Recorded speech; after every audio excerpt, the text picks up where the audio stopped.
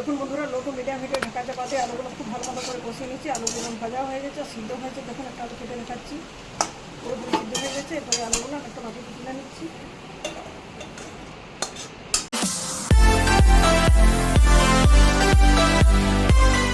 নমস্কার বন্ধুরা, আমার চ্যানেলে আপনাদের সবাইকে স্বাগত জানিয়ে সরাসরি চলে যাচ্ছে আজকের রেসিপিতে। আজকে আমি বানাবো আলু পোস্ত। আলু পোস্ত বানানোর জন্য এখানে 1 কিলো মতো আলু খোসা ছাড়িয়ে কেটে নেওয়ার পর 4-5 খুব ভালো মতো করে ধুয়ে নিয়েছিলাম যাতে আলু স্টার্চটা চলে যায়। তারপর আলুটাকে লবণ মাখিয়ে রেখেছি যাতে লবণের দেওয়ার কারণে আলুর এক্সট্রা জলটা বেরিয়ে যায়। দেখুন লবণটাকে আগে থেকে মাখানোর কারণে কতটা জল বেরিয়েছে।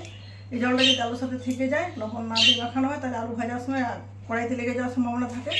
এই এক্সট্রা জলটা বেরিয়ে গেলে তারপর যখন আলুটা ভাজবেন, সবজি রান্না করার জন্য কোনোভাবে আলুটা কড়াইতে লাগবে না। আর এখানে ফোড়নের জন্য নিয়েছি 4টে শুকনো লঙ্কা আর 5 ফোড়ন। আর এখানে 25 গ্রামের মতো পোস্ত আগে থেকে ভিজিয়ে নিয়েছি। সঙ্গে নিয়েছি 5টা কাঁচা লঙ্কা। এটা পরে পেস্ট বানিয়ে নেবো। তো চলুন বন্ধুরা, রেসিপিটি শুরু করা যাক। পোস্ত রান্না করার জন্য গ্যাসের ওভেনে বসিয়ে দিচ্ছি কড়াইটা একটু আগে থেকে বসিয়েছিলাম, গরম হয়ে গেছে। গরম কড়াই দিয়ে দিচ্ছি 2 চামচ মতো সরষের তেল। তেলটা গরম হয়ে গেলে প্রথমে গরম তেলে লবণ মাখিয়ে রাখা আলুগুলো খুব ভালো মতো করে ভেজে নেব।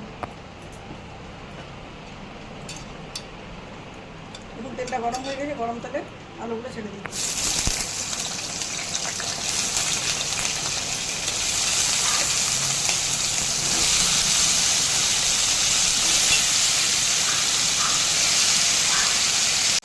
দেখুন বন্ধুরা, আলুগুলো ভেজে নিচ্ছি। যেহেতু লবণ মাখানো ছিল, দেখুন এক্সট্রা জলটা ঝরে যাওয়ার জন্য আলুগুলো কোনোভাবে কড়াইয়ের গায়ে লাগছে না।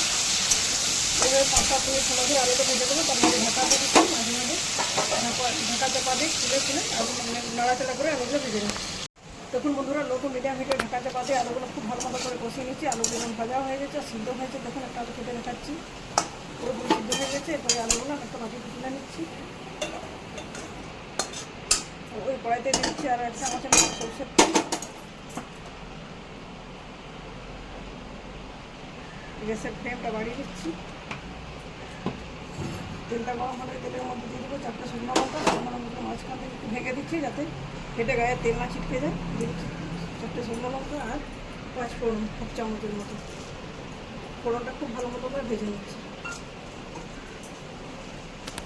দেখুন বন্ধুরা, ফোড়নটা খুব ভালো মতো ভাজা হয়ে গেছে, খুব সুন্দর একটা ফ্লেভারও আসছে। এরপর কাঁচা লঙ্কা পোস্ত যেটা পেস্ট বানিয়েছি, সেই পেস্টটা এখানে দিয়ে একদম লো হিটে এটা 1 মিনিটের মতো ফ্রাই করে নিচ্ছি। মিক্সি বাটি ধুয়ে 1/2 কাপের মতো জল এখানে অ্যাড করে দিচ্ছি।